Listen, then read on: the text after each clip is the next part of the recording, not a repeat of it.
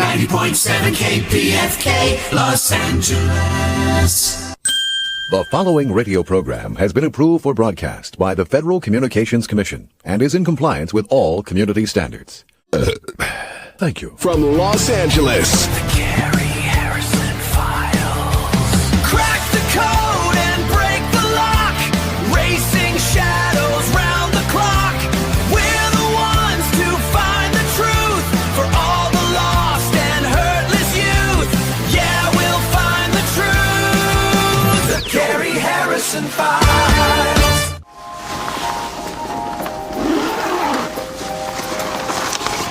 How'd it happen? She showed up dead on arrival. This never gets easier. It does when you call CarShield before your car breaks down. Look at these prices. The camshaft, transmission, engine. Don't people know? A plan through CarShield could protect up to 5,000 parts and systems. You hate to see it. An out-of-warranty car is gonna break down eventually. Right, which is why they need a plan through CarShield. Best of all, you'll get access to CarShield's concierge service, who can even help you find a mechanic near you. They're notifying the family. Poor guy, he doesn't even know what's coming. Another victim of senselessly expensive repair bills. Can't save them all. But we can keep trying. Didn't have to end this way. If he'd have just called CarShield before his car broke down. Exactly. CarShield has an A rating with the Better Business Bureau and was voted America's most trusted auto protection company. It's time to call CarShield now. Call 800-786-8390. 800-786-8390. Call 800-786-8390. So don't forget to sign up for our newsletter at CarrieHarrison.com. There you're going to get a transcript of the entire show, plus access to clips and stuff that we simply cannot do on the radio. You heard Tom Hartman talk about Project 2025. Yep, we are listed by call letters, and we are in the crosshairs. And that's our newsletter at CarrieHarrison.com. Well. Pull up a chair. Pour something steaming and brown. And let me tell you about the single greatest act of civil clarification this republic has managed since it decided that only property-owning white men had the moral bandwidth to vote. We've arrived, finally. We have crested the hill. The Pentagon, now the Department of War, that magnificent five-sided monument to controlled explosions and uncontrolled budgets, has finally cleaned house. Now, I want you to sit with that phrase, cleaned house, because that's exactly what they did. They looked at the United States military, the most expensive, most lethal, most testosterone-marinated institution in human history, and they said, there are too many of the wrong people in here. Too many women. Too many black soldiers. Too many of the gender fluid, the gender curious, the gender ambitious. Too many human beings whose very existence apparently constitutes a threat to unit cohesion, to national security, and we can only assume someone's very fragile self-concept. And so the Pentagon acted. The Department of War acted. They purged quietly, efficiently, with the kind of administrative elegance you'd normally reserve for retiring a stapler. Discharge papers, policy reversals, bureaucratic language so sterile it could scrub a crime scene. The Department of Defense, which couldn't find weapons of mass destruction with both hands and a flashlight, well, it did find time to audit exactly which categories of American citizens were, shall we say, insufficiently God and country, close quote, for continued service. Now, what does God and country look like? I'm glad you asked. Because nobody's saying it out loud, which is itself the tell. Nobody's standing at a podium going, we'd like our military to look like a mid-century country club that's just discovered protein powder. Nobody's saying that. They're using words like readiness and standards and cohesion, which are the linguistic equivalent of a trench coat and a wide-brimmed hat. You know something's underneath it. You can smell the agenda. You're just not supposed to point. But here on the Carrie Harrison Files, pointing is what we do. So let me reframe this for you. Let me give you the gift that the architects of this policy clearly intended, because I don't think you've been properly grateful. And that's not their fault. That's your fault. This is what they're telling us. The problem with visionary ideological engineering is that the masses are simply not spiritually evolved enough to receive it. Think about what they've actually built. They've constructed at taxpayer expense a military force purified of complexity, a fighting force unburdened by the messy, distracting presence of people who menstruate, people who transition, people whose skin carries pigment in quantities that make certain PowerPoint presentations uncomfortable. They've stripped the armed forces down to its essence, its platonic ideal, a glorious, cohesive, beige to pink spectrum of righteousness, locked and loaded, ready to defend the homeland from whatever the homeland's decided is threatening it this week. It's now clean. It's focused. It's the military equivalent of a restoration hardware catalog. Everything's matching, nothing too challenging, very easy to return. And let me tell you about the tactical genius of this, because you're sleeping on it. You know what doesn't distract a soldier? Not having to acknowledge that the person next to them transitioned 3 years ago and can still outrun, can still outshoot, and still out-deadlift them. That's distracting, apparently. The competence is distracting, apparently. The presence is distracting, apparently. The sheer audacity of existing in a foxhole while being something other than the default setting. Gone now. Poof. Problem solved. You know what else is gone? The friction. The productive, civilizational friction of being in close quarters with someone whose experience of America is fundamentally different from yours.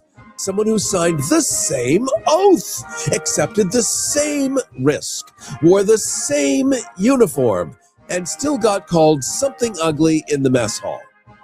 That friction, that humanizing discomfort, has been surgically removed, like a splinter, like a conscience. Now it's smooth. So smooth. And the black soldiers? Oh, let's not be coy. The numbers don't lie, and neither do discharge patterns. The black soldiers who built entire chapters of American military history that this country spent 50 years crediting to someone else? The ones who flew, who bled, who stormed beaches and jungles and urban hellscapes under a flag that didn't always wave back. They're a readiness concern now. Did you know that? Readiness, as in their presence, is the problem, not the bullets, not the IEDs, not the 16-year wars with no exit strategy and contractors getting rich while kids from Compton and Cleveland catch the consequences. No, them, they who stand there, they who simply are being there. That's the logistical challenge that we need to solve. The audacity is architectural at this point. Carrie Harrison with you. This is the Carrie Harrison Files. CarrieHarrison.com, riding on a beautiful music bed that really tells the story with audiophonic magic. GoHarrison.com, by the way, if that's easier for you. Live video streaming on YouTube and Substack and everything with a chip and a signal, or a video shortcut at kpfk.net, kpfk.net. You can later listen as a podcast across every service. Simply Google Carrie Harrison or the Carrie Harrison Files. Our newsletter with a transcript of this entire show, plus the calls coming up and stuff we can't say on the radio is Carrie, C-A-R-Y, Harrison or GoHarrison.com. Oh, did we forget the women? The women. Sweet Jesus. Where do we even start with the women? The women who've been doing two jobs since they enlisted. The actual job and the job of proving to every skeptic above them in rank that they deserve to be there. The women who've carried weight, literal and metaphorical, that would buckle half the men who signed their performance reviews. Gone, poof, or going, or being made uncomfortable enough that leaving starts to look like a reasonable choice, which is its own kind of genius, isn't it? You don't have to fire someone if you make the environment hostile enough that they fire themselves. That's not discrimination, that's ambient policy. Kind of like self-deporting. You just make it so hostile that you leave on your own. You self-deport, or you fire yourself from the military. It's not discrimination. Ambient policy. And that is what they call elegant. Now, I want to be very precise here because precision matters. This isn't being sold as bigotry. It's never sold as bigotry. Bigotry went out of style, at least rhetorically, somewhere around 1965 when the optics became untenable. What they sell you now is standards. What they sell you now is biology. What they sell you now is cohesion. And I need you to understand that cohesion in this context means everyone in the unit shares the same basic assumptions about who counts as a person. And that cohesion, that beautiful, frictionless agreement, is worth more to the institution than the human beings it's discarding. Let that land for a second. Cohesion over competence. Comfort over capability. The feeling of everyone looking the same, thinking the same, praying to the same God and country vision of what an American soldier is supposed to be. That feeling is being protected at cost, at your cost, at their cost, at the cost of people who served, at the cost of people who sacrificed, at the cost of people who showed up and did the work and are now being told that their paperwork is in order and their services are no longer required. And you're supposed to see this as strength. You're supposed to see the narrowing as vigor, the exclusion as precision, the deliberate reduction of human diversity in the ranks as a feature rather than what any sane person, any historically literate person, any person who's read more than 2 paragraphs of actual military history would recognize as a catastrophic own goal dressed up in the language of virtue. But hey, maybe you're not worthy of appreciating it. Maybe the vision is just too big for you. Maybe you need to sit with your smallness and your woke confusion and your inability to grasp the greatest military power in human history. That's stronger now. That's stronger because it decided that a transgender woman who speaks 3 languages and passed every physical qualification is less valuable than the symbolic comfort of not having to confront her existence.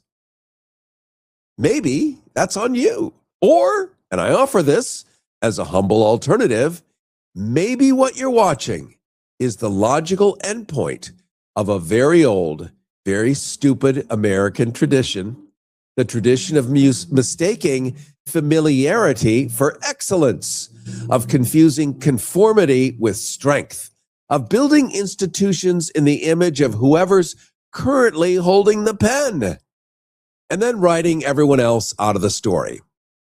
We would call this a newspaper in the old days.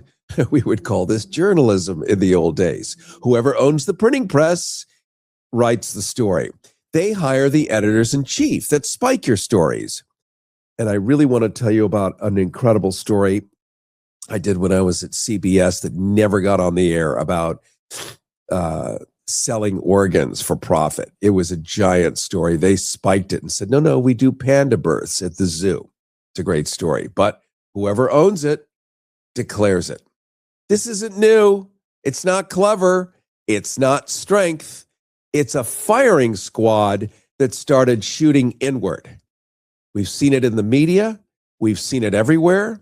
We now see it in our own military forces that are stating that they want to be combat ready, but they're shooting themselves first.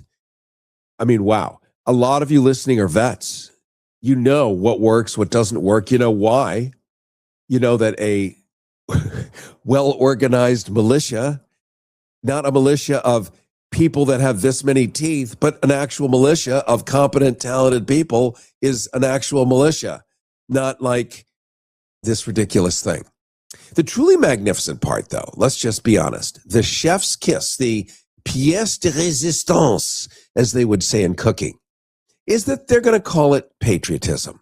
They're going to stand in front of a flag. They're going to use the word warrior. They're going to invoke God and country and the sacrifice of the fallen who include every category of person that they're currently throwing out the door. And they're going to say, this is what America stands for. And some of you are going to nod. And that right there is the bit that keeps me and the whole lot of you, of us, coming back each week to try to fix this madness. It's for the handful of you that are nodding right now. So I want you to stay with me because we're just getting started and we're going to get into the Epstein thing and men and what it means. Do you need to be rich to pull this off, or is it going on everywhere else too?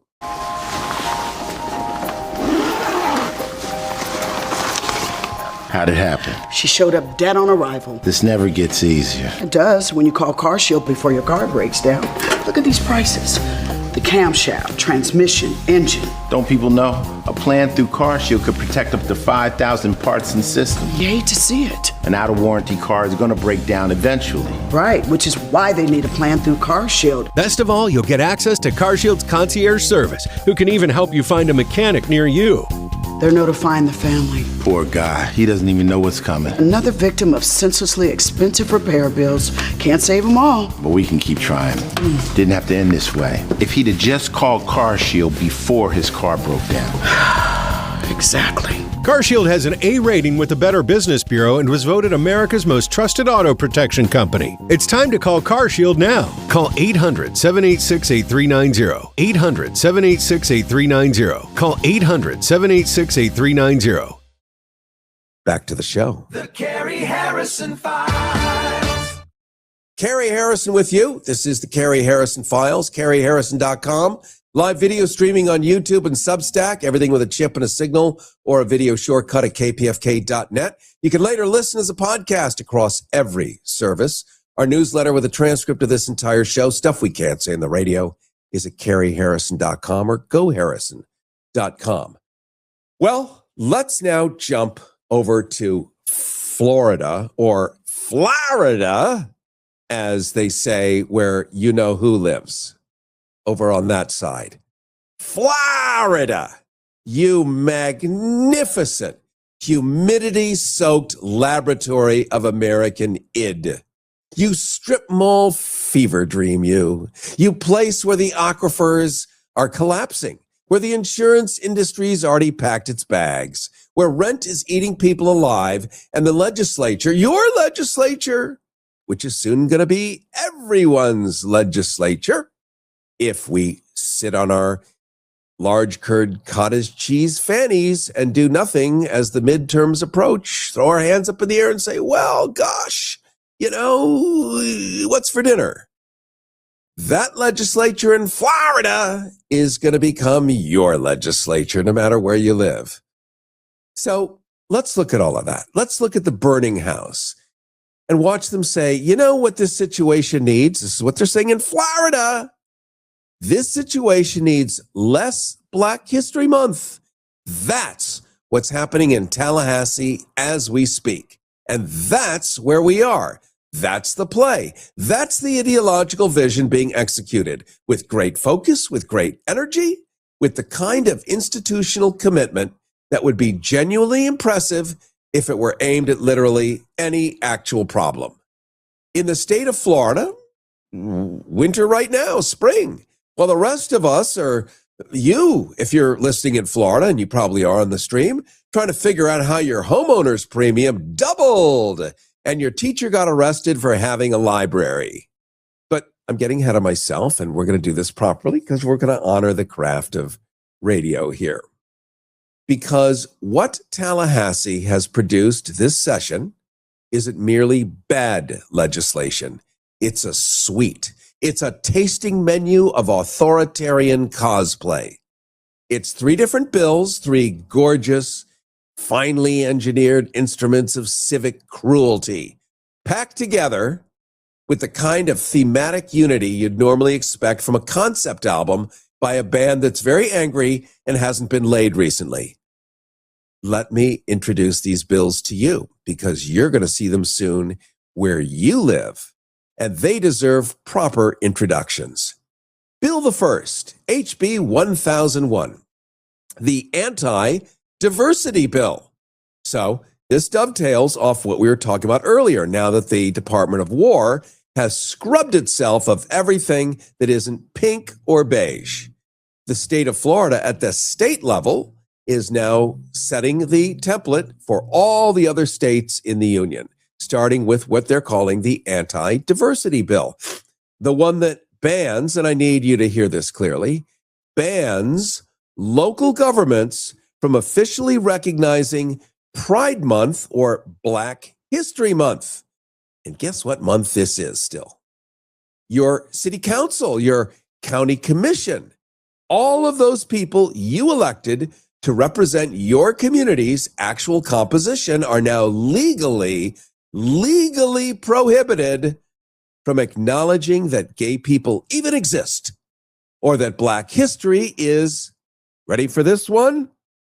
That Black history is American history, or that your community contains multitudes.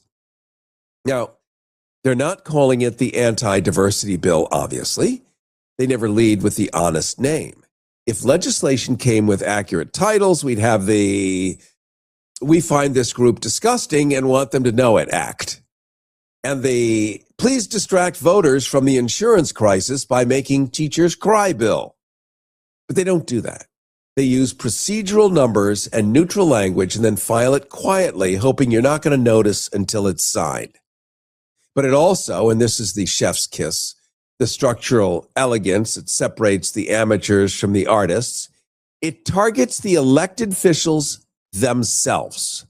Not just the municipalities, the people, the humans who ran for office, the ones who actually care, the ones who won, the ones who now face personal legal exposure for doing something as incendiary as putting up a rainbow flag outside City Hall in June. That's the move. Make the person personally liable. Make it cost them. Make the act of representation, the actual core function of representative government, an actionable offense, so that the next person thinking about running for city council in a diverse district does a quick risk assessment and decides, maybe not. That's not legislation. That's a chilling effect with a filing fee. Carrie Harrison with you. This is the Carrie Harrison Files, carrieharrison.com. Don't forget to get a transcript of this entire show, including the calls coming up at Carrie Harrison or goharrison.com. So you're supposed to see this as protecting you, these bills that are going to metastasize and spread across all 50 states, or 51 if Greenland is added in, or Mexico, as we're told, could happen. You're supposed to see this as protecting you. But protecting you from what? From recognition? From the unspeakable horror of a government that knows its community includes gay people and says so. The threat apparently is acknowledgement, just like the Department of War. The weapon of mass destruction is a proclamation. Let's look at Bill II coming your way. HB 743, the More Lawsuits for Teachers and Doctors Bill, though they'd never call it that either. This one criminalizes aiding and abetting gender-affirming care for minors. Now, aiding and abetting, that phrase, in Florida law, that's the language of accessories to crime in Florida. That's what you say about the guy who drove the getaway car. They've taken that language and wrapped it around a parent who drives their kid to a medical appointment. And who's to say what kind of medical appointment that was? That language now applies to a parent or a teacher who simply refers a struggling student to a counselor. A counselor! Or a pediatrician who follows the clinical guidelines of every major medical association in the whole country. Or a librarian who, God forbid, has a book. I know. It sounds like Orwell and Huxley. It can't be real. Oh, it's real, and it's coming your way. This is why suiting up and showing up now more than ever matters. These are now your potential criminals. These are your accessories under state law. The care itself, the thing being protected against, is medically recognized treatment. Yep. That's what the public is being protected against, is medically recognized treatment. The American Academy of Pediatrics supports it all. The American Medical Association supports it. The American Psychological Association supports it. The clinical literature supports it. But Florida's legislature has determined that it knows better than the entire accumulated body of pediatric medicine, and that the appropriate response to a child in distress is not care, it's prosecution of everyone around them. This is a special kind of genius, I have to say. It is so perverse and twisted, and could only come out of the head of one particular Ronald Dion DeSantis. And look, I want to be really precise here. This isn't about protecting children. If it were about protecting children, they'd be passing bills about the child welfare system, which in Florida is a bureaucratic disaster with a body count. If it were about protecting children, they'd be funding mental health services in schools. If it were about protecting children, they'd be addressing the fact that LGBTQ youth have dramatically higher rates of depression and suicide, not because they're transgender, but because the world keeps telling them they're a problem to be solved. But you see, they're not doing any of that. They're criminalizing the parents who show up. And as far as I knew, parents had a special kind of sovereignty. They got to parent their children. Isn't everything about parents having the right to make decisions on behalf of their children, to do whatever they want, vaccinate them, not whatever? Not in Florida, which is on the way to a state near you, including California here, criminalizing all the parents who actually show up for their children, making it impossible for a parent to parent. That means the government is the parent. Boy, that's the opposite of the grand old party, at least traditionally, right? They're going after the teachers who listen. They're making it legally hazardous to simply be in the vicinity of a child who needs help. Legally hazardous to simply be in the vicinity of a child who needs help. That's not protection. That's abandonment with paperwork. Coming to a state near you, Bill the Third. Then we're going to open up the phones. It's the Don't Say Gay or Trans at Work bill, which authorizes, not really called that, which authorizes, as in gives explicit legal permission to anti-transgender discrimination in government and certain private workplaces. Certain private workplaces would be all private workplaces, because if you don't define certain, certain means all. In other words, the one that is the certain one that isn't involved is not listed, therefore all are listed. This, again, is the genius of clever language. Now, nearly half of LGBTQ adults in this country, and listening right now, we know that at least 10% are out, maybe another 20%, or up to about 20% are whatever. You know, you do what you do, and you're nice and you're decent and whatever. 10% of the animal kingdom is same-sexual, from seagulls to giraffes, everything. It is just the way it is. It's like being left-handed. You're not kidding. You're actually left-handed, or you have blue eyes, the way I do. I'm not kidding. That was born that way, sorry. So, but turning it into a thing that needs to be solved.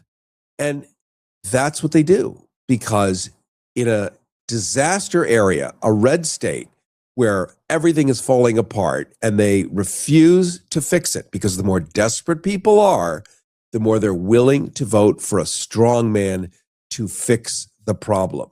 So it is a planned event, all of this. And what do they always use first? The gays. It's kind of easy, right? Because the gays generally kind of do their own thing. They don't lockstep in line. They don't live in a traditional thousands of years old way, because they're not participating in that. Boy, it sounds, I'm saying it clumsily. I'm never going to dig myself out of this one. It's like being left-handed in a right-handed world. You're just not trying to be right-handed, so you're being left-handed, which means there's fewer of you, and they make fewer left-handed scissors, but you can still cut paper. In fact, you can cut it well, because you can also step into the right-handed lane. The right-handed people cannot necessarily step into the left-handed lane. That is what frustrates governments. So nearly half the adults in this country report they're less out somewhere in their lives over the past year. That means half of people are going back in the closet, like it's the 1950s. In the state of Florida, where these laws are passing, they're going back in the closet at work. They're going back in the closet with family, and in their neighborhoods. They're less out. That means they're more hidden. They're more performing. They're more spending cognitive and emotional energy on managing other people's discomfort with their existence while trying to do their actual jobs. And into that environment, into a workforce already flinching with AI poised to take everything away anyway, Florida's legislature wants to introduce formal legal authorization for that discrimination. Not tolerance of discrimination, not negligent failure to prevent it, authorization. And by the way, if you push a bunch of men back into the closet and don't allow them to be congruent with their nature, which, of course, in the Constitution, one has the right to self-determination. You could even look at it as a First Amendment right, freedom of expression. If you push them back in the closet, all those beautiful women are going to end up having to marry them, because they're going to have to pretend they're straight, and they're going to have to take on a wife, just because a bunch of morons in these kind of governments have made it that way. And then these women lose, a decade of their life, because they think it's real, because they can't know. And you can't restore their youth. You can't put them back on the market the way they were when they left. It's human theft. It's not right. And again, we're getting into this Epstein territory. Again, all of this is part of the patriarchy. That's what we're getting at. Aha! The light bulbs on the Christmas tree of understanding are going bing, bing, bing, bing, bing. They're giving a permission slip signed by the state saying, yes, you can treat this person as less than. And the economic argument alone should make every Chamber of Commerce member in the state reach for an antacid. You're in a talent competition with every other state in the country. You're trying to attract businesses, Florida. Palantir just relocated to Miami. Palantir, how many times have we talked about that? The giant government AI that is building massive personal dossiers on each of you, as for the first time ever in human history. All the silos went down between the government departments so that Medicare can look at the IRS under Mr. Musk. Remember, they went in with hard drives, 19-year-olds, all of that being fed to this giant government AI being moved to Ron DeSantis's Florida, to Miami. The same Miami, the same Florida, trying to attract industries, skilled workers. And the competitive offer is, we have legal discrimination. Well, that's hot. We have legal discrimination. We don't in California. I mean, remember, California is the reason we got gay marriage. It's also the reason we got interracial marriage, partially. The Constitution in California says you can't have two classes of citizens. You're either a Californian or you ain't. But in Florida, there's legal discrimination. Black people don't exist. Gays don't exist. It's a figment of your imagination, legally. Come build your company in Florida, where we've made it easier to fire, demote, or simply make miserable a significant percentage of your workforce, where your LGBTQ plus employees will spend a portion of every working day calculating their exposure, where the most qualified candidate might politely decline your offer because they've read the news. That's your pitch, Florida. Come for the humidity. Stay because the lease trapped you. Jesus. Carrie Harrison with you. This is the Carrie Harrison Files. You can hear me smiling. I'm smiling in the grim way. I have such an allergy to this stuff. CarrieHarrison.com, GoHarrison.com, live video streaming on YouTube, Substack, and everything with a chip and a signal, or a video shortcut at kpfk.net. You can later listen as a podcast across every service. Simply Google Carrie Harrison or Carrie Harrison Files, and our newsletter with a transcript of this entire show, stuff we can't say in the radio, is at CarrieHarrison.com or GoHarrison.com. Now, before we open up the phones at 818-985-KPFK, 818-985-5735, I want to connect some dots, because dots deserve connecting. And nobody in the mainstream press wants to hold the thread long enough to follow it home. With all of this happening, while teachers are being threatened with criminal and liability for caring about children, and elected officials are being sued for flying a flag, the Epstein files are dribbling out into the public record. They're not flooding, they're dribbling. Strategically, carefully managed, partially redacted, released with the energy of someone defusing a bomb in a building that they also own. And what do the Epstein files tell us? What's the through line, the tissue connecting a dead financier's client list to a Florida bill that criminalizes a parent driving their kid to a doctor? It's permission. That's the connective tissue. Permission. Jeffrey Epstein didn't operate in a vacuum. He operated in an ecosystem. An ecosystem where the right combination of wealth, access, and a social position meant the rules that applied to everyone else simply didn't apply. Where powerful men looked at the architecture of consequence and found for them the doors were open.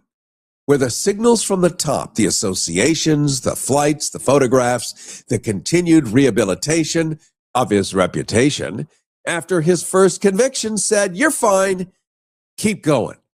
And across the Atlantic, in Mazan, France, a man named Dominique Pellicot spent nearly a decade drugging his wife, Giselle, and then inviting men from the village to rape her while she was unconscious. Not importing strangers, not finding other predators through some dark network. The men from the village, local men, neighbors, shopkeepers, ordinary men with ordinary lives who, when presented with the opportunity, when given permission by another man, showed up. 51 of them. 51 convicted now. All from the same community, from the same streets, from the same churches. And before you comfort yourself with the idea that these were somehow aberrant, broken, identifiably monstrous individuals, they weren't. They looked like everyone else. They were everyone else. Regular men who, when the door was opened and the permission was granted and the consequences were made invisible, they walked through that door. And this is not a French story. It's not a rich man's story either. This is a permission structure story. And this is what we're getting to today. When men at the highest levels of power treat women and children as property, when the message from the penthouse, from the legislature, from the judiciary, from the policy apparatus is that certain bodies don't belong to themselves, whether it's the Pentagon, whether it's in the school system. It doesn't stay at the top, you see. It filters down. It seeps into the village. It tells the neighbor, the coworker, the guy at the bar that something that he's been wanting to hear. It tells him that the rules don't apply. Not really. Not for this. And that's what these Florida bills are. These Florida bills coming your way soon. And that's what they are at their core. That's what the Department of War and a government who completely eradicates DEI is doing. They're not about bathrooms. They're not about children. They're not about your insurance premium or your rent or your flooded basement or any of the actual material grinding problems that brought you to the polls. They're permission structures. And I'm going to pause for a second so I can read this comment on YouTube where we are live streaming right now. It says, released documents are forged based on UN, USA, EU, ZIO laws. An altered official document is automatically rendered as faked and forged as applies to millions of censored Epstein docs. Okay, I'm not exactly sure what that means. My mind is on a different track, but some of you will get that. Back to where we were. Permission structures, permission to discriminate, permission to exclude, permission to look at a teenager in crisis and say, not my problem. Permission to look at your gay neighbor and say, your history doesn't count here. Permission to look at a woman and know that the men who wrote the laws have already decided how much of her body, how much of her care, how much of her dignity, how much of her story belongs to her and how much belongs to them. You know, if you haven't seen The Handmaid's Tale, I'm sure 95% of us right now here listening have. If you haven't seen it yet, you got to watch it. It is literally today played out, high budget, awesome. Watch The Handmaid's Tale or read the book if you still read books on paper, but don't do it in Florida. You will be arrested. We're going to jump to the phones in just a second. We will go to Danny in LA in just a second at 818-985-KPFK, 818-985-5735.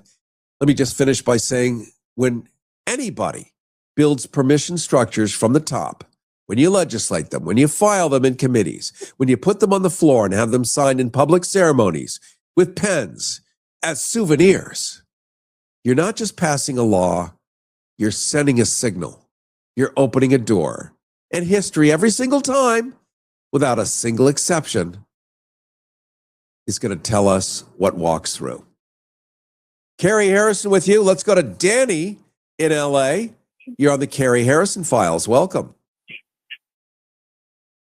Great to speak with you. Long-time listener. I'm all over the place mentally right now, just because that's what your show does to me. It's a very high perspective, all-encompassing look at society and everything that's plaguing us these days. But I was hoping more for a dialogue than anything else. I didn't want to go on any type of monologue or make any comments. But everything you're talking about this morning and always, it just gets me going. But I'm just thinking about how everything starts with integrity and how we just live in a world where the rules are great until they're actually needed to apply, and the permission paradox here that we live in is interesting that you bring up.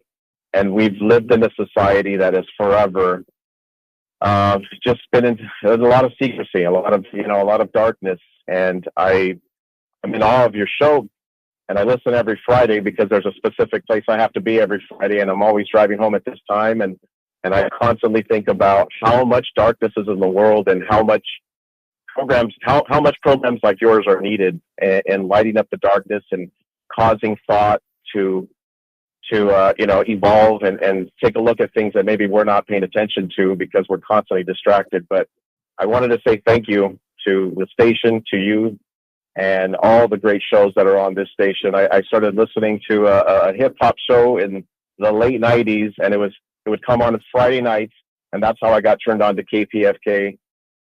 And ever since then, it's been from Sonali Kohadkar to Amy Goodman to there was the Intervisions, and I can't even name all the shows that I've listened to on the station, but yours is particularly intriguing because you really give life with your words to the things that need to be paid attention to. But this situation that we find ourselves in right now it's really scary, and I tend to say that all things lead back to Zionism and big tech and the secret handshakes that are happening behind the scenes to eliminate the excess of labor. We have an excess of labor force right now, and the marginalized groups are usually the first to get picked on because they're the easiest. And the whatever normal is, the normal society loves to look at anything and say, well, I'm better than that, or I'm not that person, and my lifestyle. And I just don't see any one way of living this life and this existence and this consciousness that is within all of us, yet, some are dulling it and dimming it and not really giving it much attention because of the distractions. Is really just become more apparent than ever that we're at a crossroads here. So listening to you makes me feel sane. It makes me feel like, okay, we're not alone. There are other people who think this way. And I'm particularly just enthusiastic about the show. So I just wanted to say that. And I don't know why this station isn't funded the way it needs to be, and why the things that get greenlit in Hollywood are. But I guess this is the society we live in. What a great call. I mean, not just because it was filled with flattery, but because you are exactly the kind of person that I would like to think there are millions of out there. We just haven't met them yet. So I am really grateful you called in today, my friend. I appreciate that. Thank you. All right. Yeah, I hope there are enough of us. I hope there are enough of us that are actually going to do something and make a difference. And I don't know that voting is going to do it. I don't know what needs to be done, but it doesn't seem like that's a fair game there. And I'm afraid of what's happening this year with the midterms and now all the new voting laws that are being they're attempting to implement, and hearing that State of the Union, although I didn't want to, I do it almost to laugh and to I don't say mock, but in a sense mock, who is gullible to believe this, but listening to what they're trying to do and how they're going to stifle the voices of the people, it's frightening times, my friend.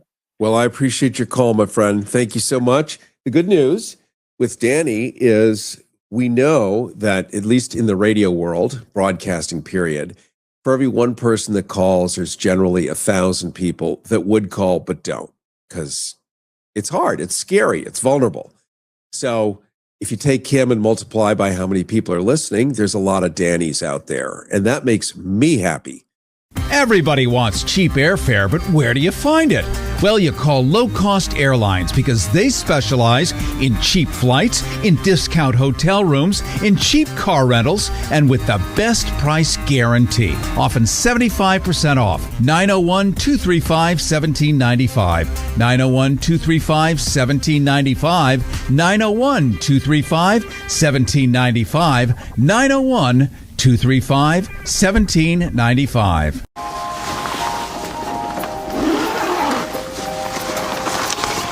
How'd it happen? She showed up dead on arrival. This never gets easier. It does when you call CarShield before your car breaks down.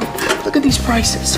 The camshaft, transmission, engine. Don't people know? A plan through CarShield could protect up to 5,000 parts and systems. You hate to see it. An out-of-warranty car is going to break down eventually. Right, which is why they need a plan through CarShield. Best of all, you'll get access to CarShield's concierge service, who can even help you find a mechanic near you.